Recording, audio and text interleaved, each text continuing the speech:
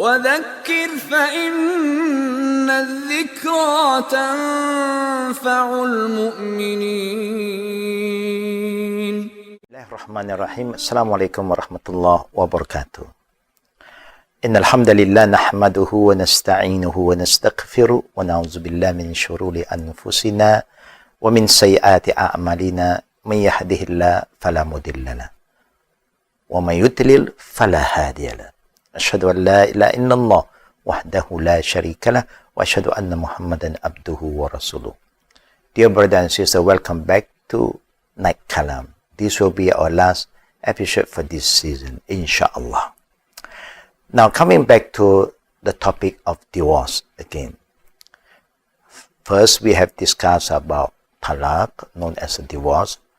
And then we have the khuluq, we have the fasaq. There are few more that I'd like to share with all of you.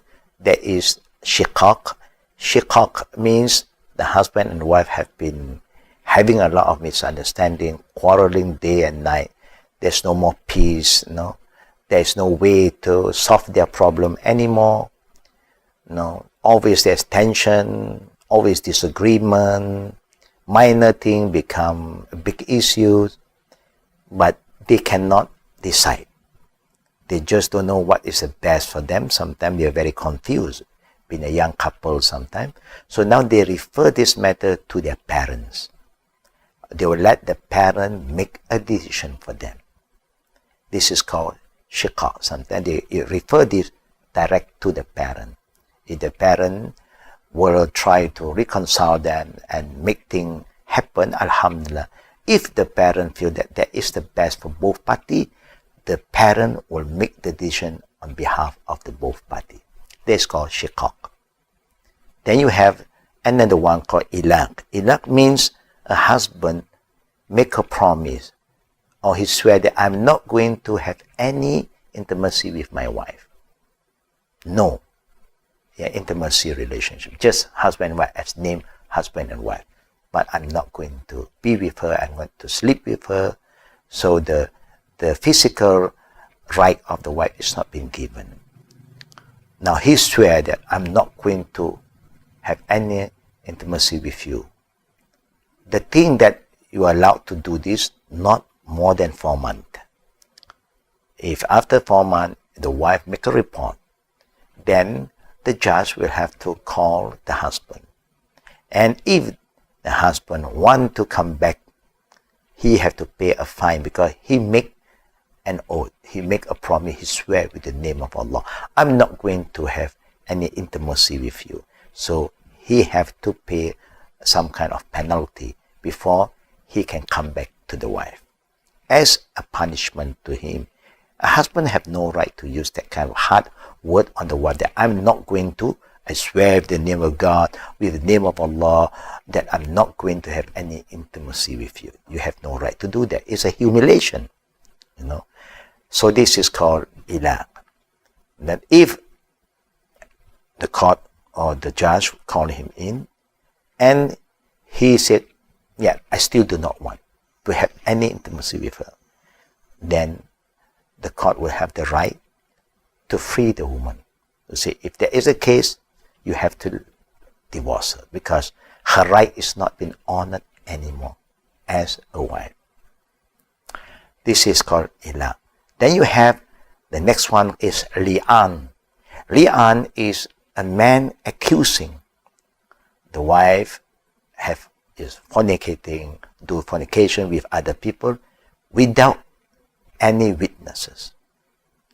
He have the right if you want to, no, but if without any witnesses, then the judge will call the wife to appear and ask the wife swear with the name of Allah 4 times.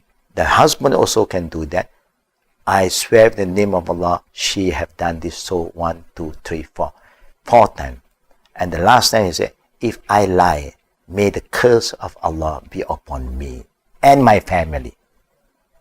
The same goes, how can the wife defend her honor?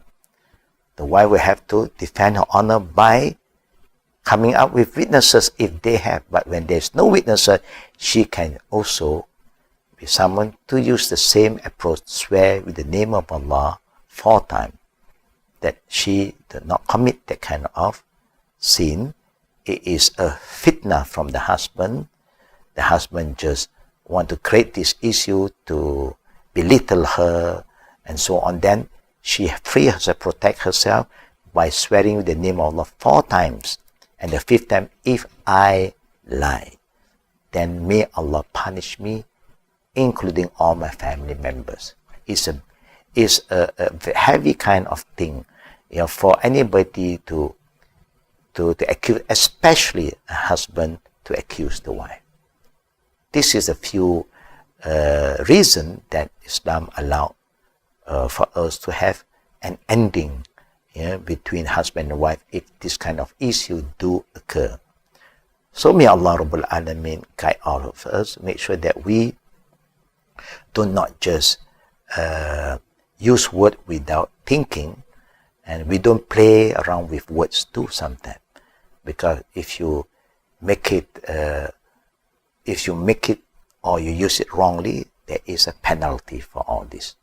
So I pray, may Allah Rabbul Alameen give us the patience and the wisdom to be very careful with what we want to say to each other. We hope that this make it clear to all our brothers and sisters who's following this program.